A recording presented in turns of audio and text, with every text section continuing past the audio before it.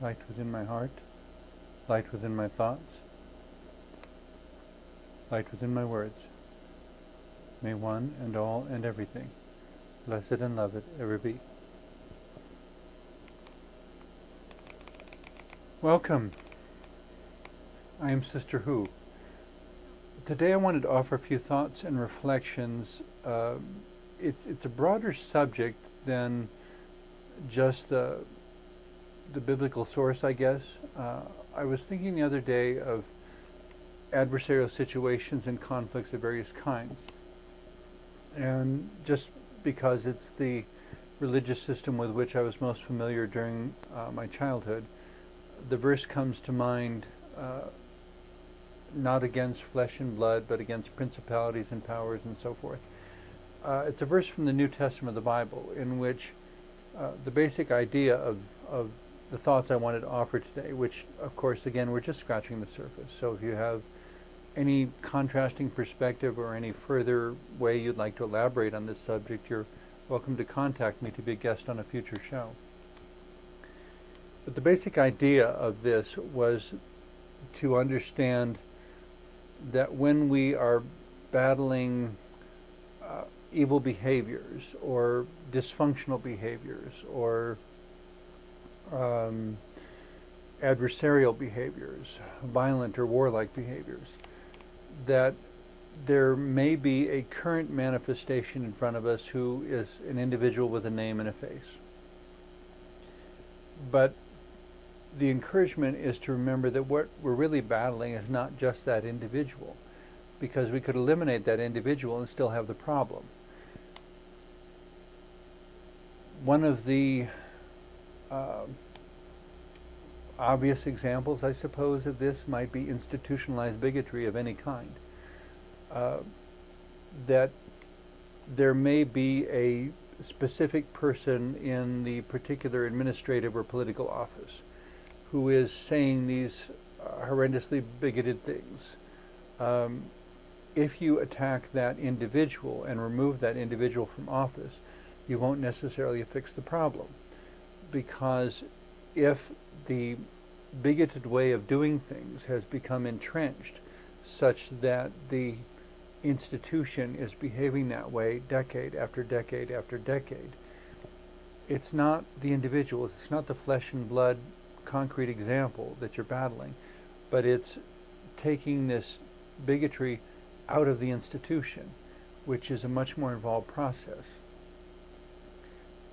We could, I think it's fairly well known, for example, that we could elect the most honest and virtuous person in the country to go and serve the United States in Congress or in the presidency and living in the White House. And it would probably fail because our national legislature is comprised of over 500 people. And that's just the official elected positions.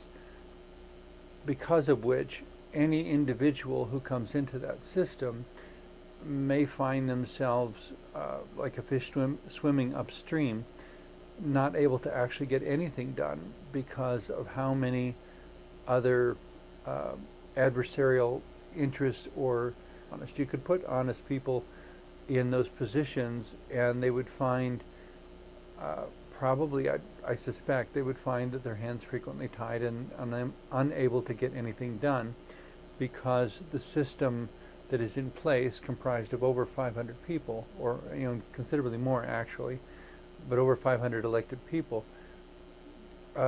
is set up to reward bargaining and negotiating and being dishonest and manipulating things according to the interests of certain wealthy financial supporters, instead of serving the U.S. Constitution and the citizenry of the United States as well as possible.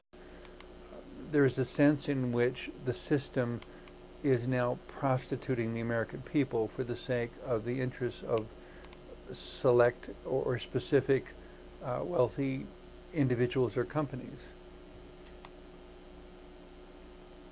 The primary battle before us then, well, even before the battle, is to understand that it's not the individuals in office that we're trying to change, it's the system itself that needs to change.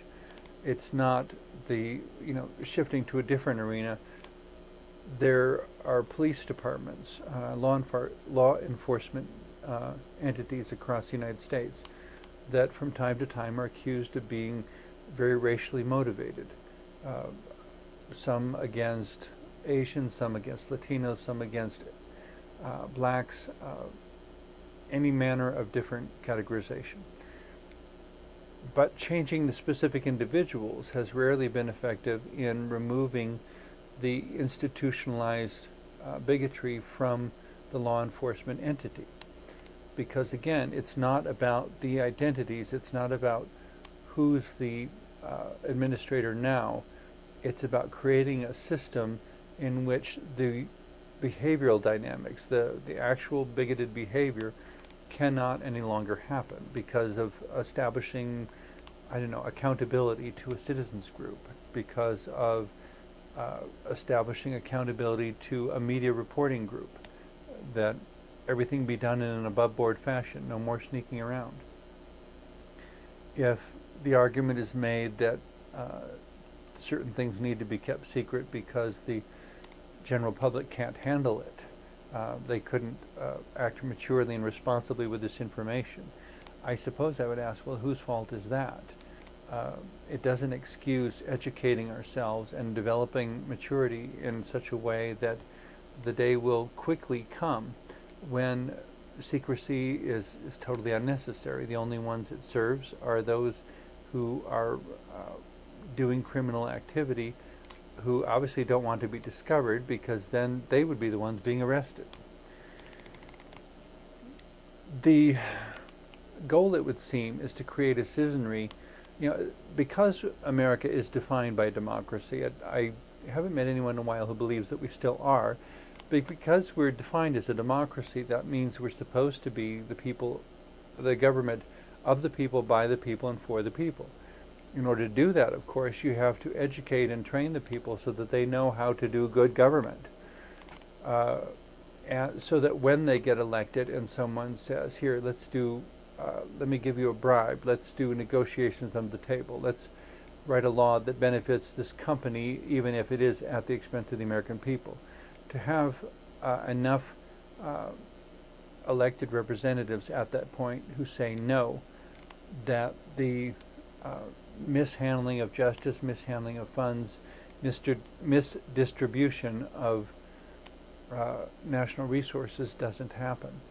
As long as the majority of the people there in Washington, D.C. are willing to go along with it, however, the problem continues from generation to generation. As long as the majority of people in any law enforcement agency across the country are willing to consider themselves above the law or be more aggressive in pursuing a particular ethnicity or nationality or group, the problem will not change.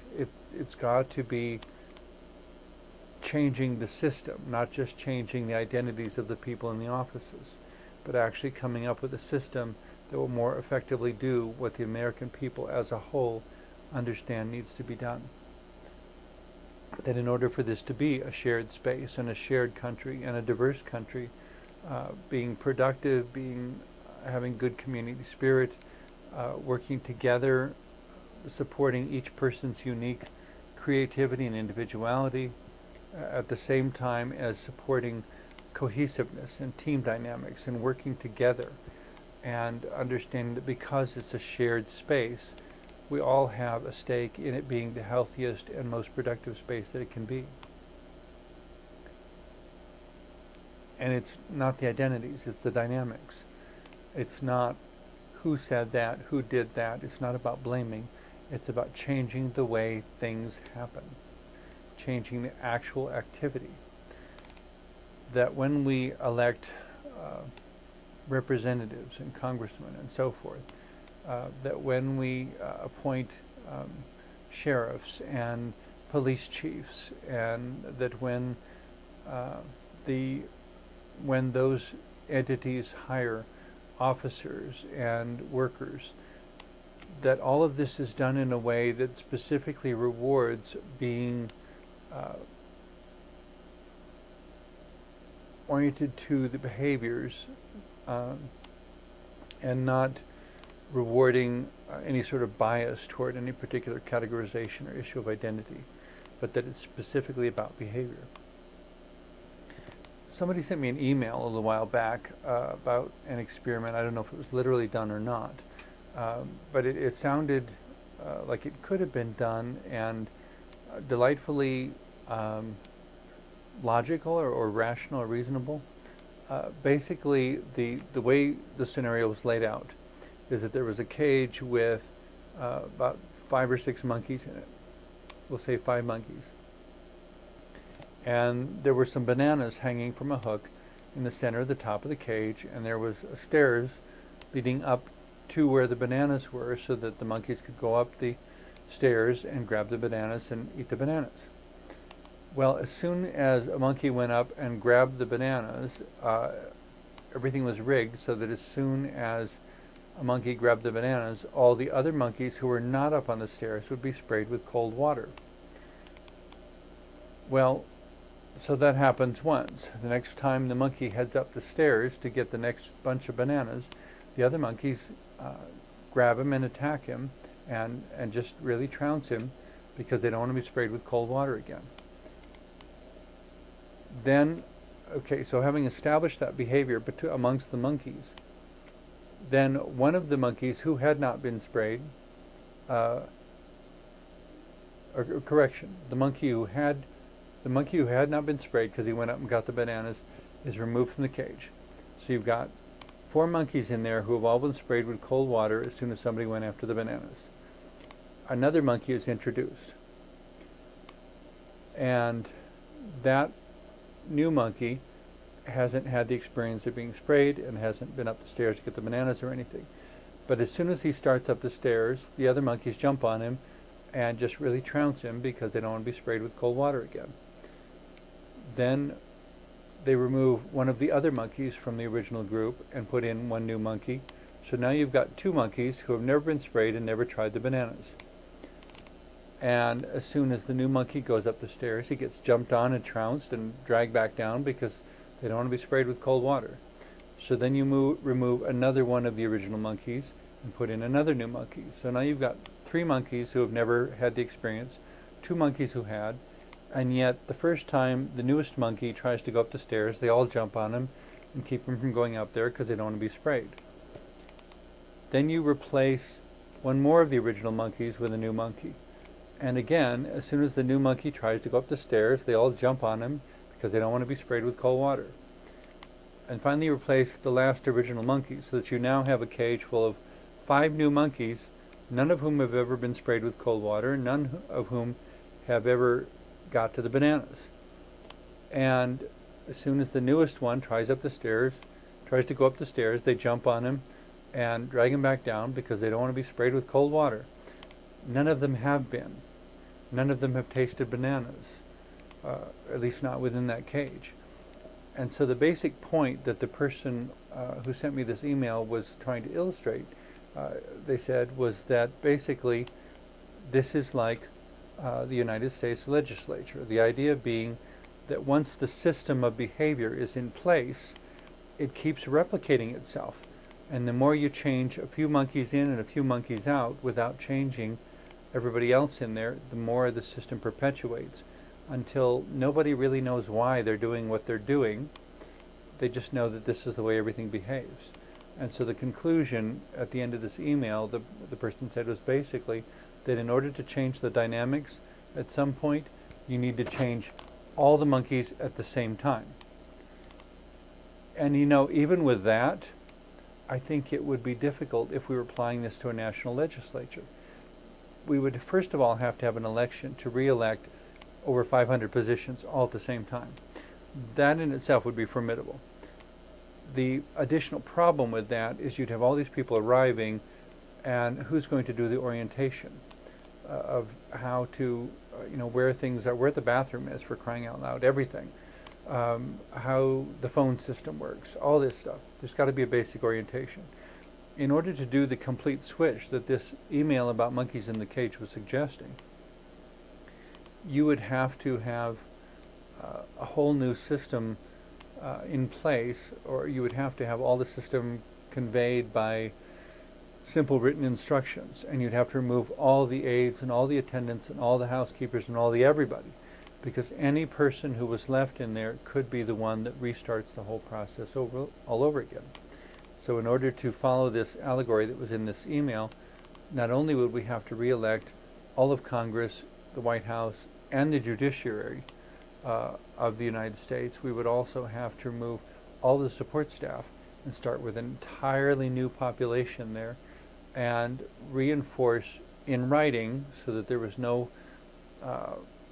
human transference of perceptions or biases. So essentially, I suppose you could say, we'll just leave a copy of the U.S. Constitution on their desk and tell them their first assignment in office is to read it all the way through. I imagine there are very few citizens in the United States who have read the U.S. Constitution all the way through. In all honesty, I've never read the U.S. Constitution all the way through. It would be a reasonable place to start, though, if you're going to be allegedly serving the general public, serving the U.S.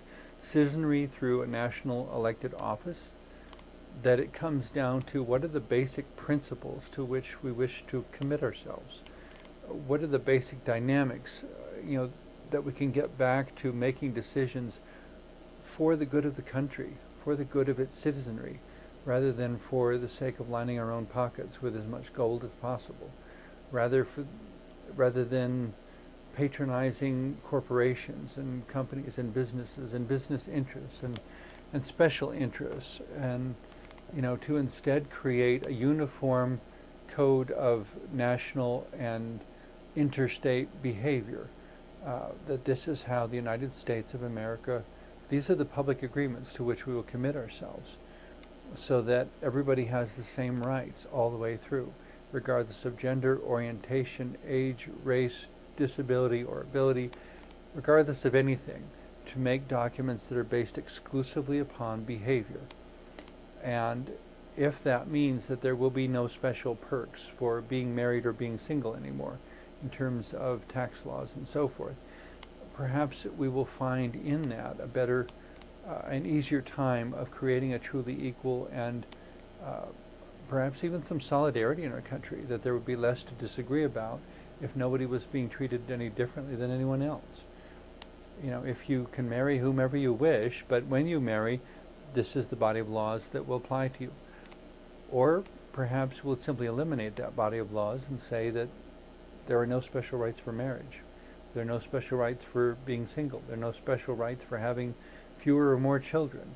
We are simply Americans existing under a basic set of interstate, of national agreements. Ultimately the federal government is about creating a system that smooths relationships between all the different states. There should be some basic principles that would make this work.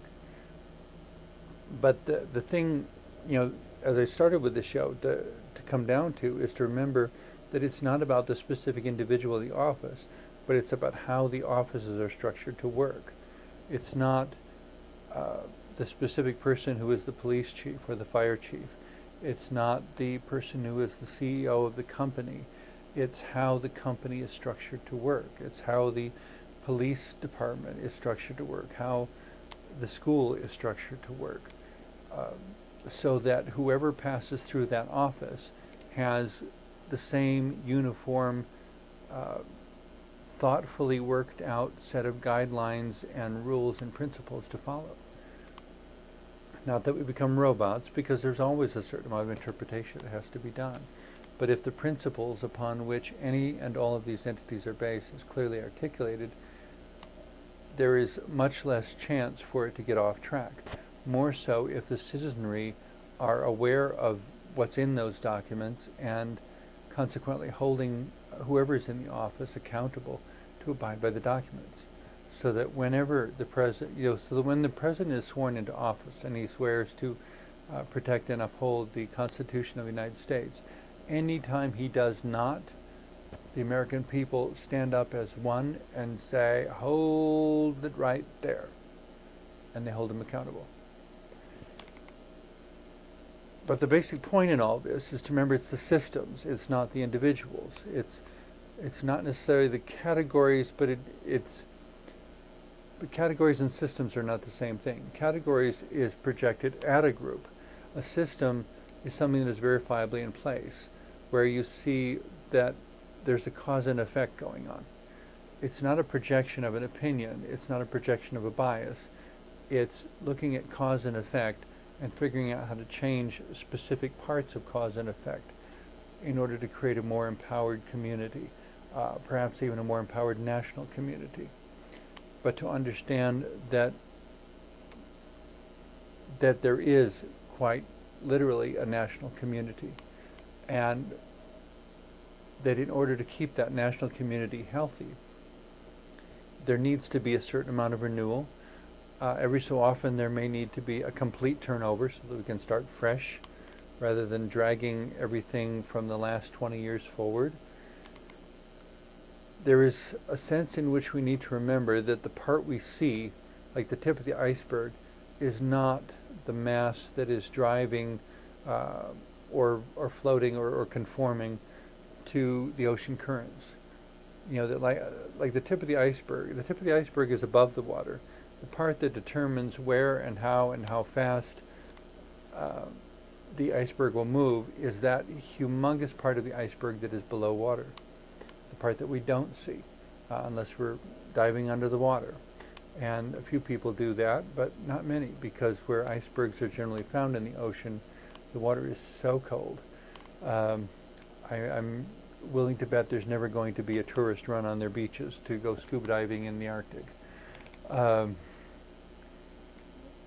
In a similar sort of way, though, when you see the exact names and the exact identities of the people in various offices, even the pastor in a church, the pastor may have a significant amount of influence and such, but really what forms a much more unopposable, well, not unopposable, but the much greater influence is the denomination and the precedents and the role definitions that are already in place. I knew of an Episcopal church once that was so driven by the congregation, people in the congregation did everything, that I was chatting with the minister and I said, you know, if you totally dropped out of the picture, the church wouldn't miss a beat, because everybody is so into doing things because it's their church. And yes, they want a minister. There's certain things assigned to the minister to do, but the existence of this particular church did not depend upon the minister being there. It depended upon the people being there. In a similar sort of way, it's a lot of what we've been talking about in this show is the need for the American people to remember that it is the solidarity and the cohesiveness and the collaboration of the American people which ultimately has the power to define what America is and what it becomes, and to leave behind various negative aspects of what it has been.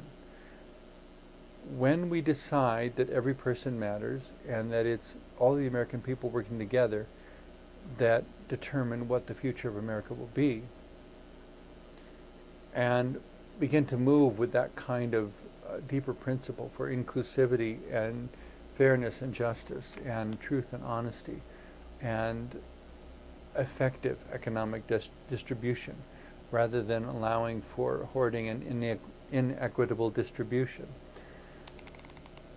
That's when America truly becomes a great country, not because of its leadership, but because of its citizenry. The citizenry who understand that it's not about the name on the office door, it's about the millions upon millions of citizens that form the actual body, the actual manifestation of the country. It's not about saying we need to get rid of this person or that group of people or that town. It's about recognizing that it's about all of us working together. that it's about entrenched systems of thought and teaching ourselves to think differently and to think inclusively and to think wisely and to think in terms of what makes for a good quality of life instead of merely what makes for a profit. As long as we go for what merely makes a profit, we're basically selling ourselves down the river. We're basically, setting ourselves up such that God won't need to judge our country. We will have already judged ourselves. None of which is the way the future has to be, because exactly parallel to all that giving in to oppressors and negative paradigms and inequitable distribution, exactly parallel to that, there is an enormous amount of creativity and vision and ingenuity and inventiveness. We have what we need to make the future and the country better than it's ever been. All that is lacking is for us to act like we really do believe that everyone matters, and we really do believe that we're all part of what makes the world in which we live what it is. Thank you very much for watching. I hope I've offered some good food for thought for you, and as always, if you'd like to add a new perspective to this discussion, please contact me, and so we can set up a time to record an episode of the show with you as the guest. Again, thank you for watching.